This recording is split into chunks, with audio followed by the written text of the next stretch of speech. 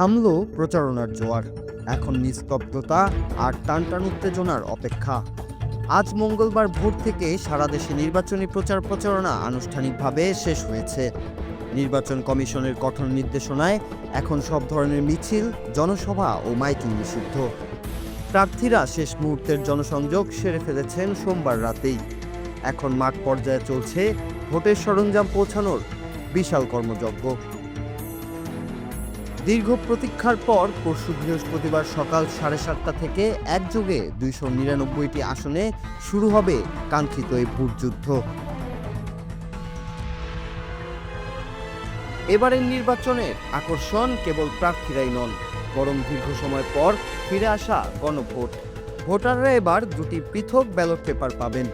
একটিতে পছন্দের সাংসদ নির্বাচন করবেন এবং অন্যটিতে জুলাই সনদ বা সংবিধানের মৌলিক পরিবর্তনের পক্ষে বা বিপক্ষে রায় দিবেন।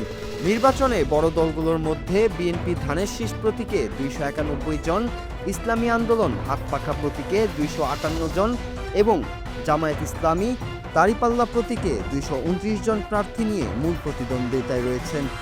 এছাড়াও তরুণদের নবগঠিত দল এনসিপি এবং বিপুল সংখ্যক স্বতন্ত্র প্রার্থী নির্বাচনের মাঠে বৈচিত্র্য নিয়ে এসেছে।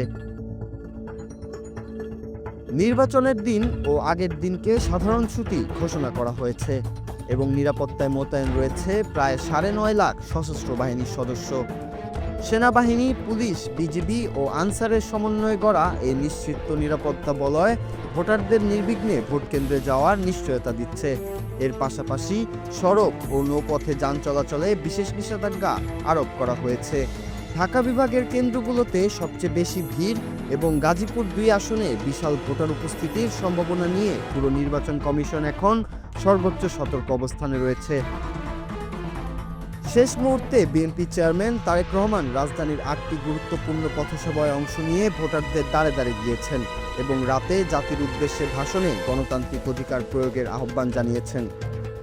দেশি বিদেশি কয়েকশো পর্যবেক্ষকের নজরদারিতে অনুষ্ঠিত হতে যাওয়া এই নির্বাচনকে কেন্দ্র করে সাধারণ মানুষের প্রত্যাশা আকাশচুম্বী।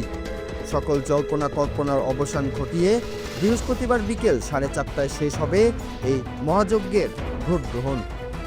এখন দেখার বিষয় কার হাতে দেশ পরিচালনার চাবিকাঠি তুলে দেয় 12 কোটিরও বেশি ভোটার। Nur Raju, Bangla TV news desk.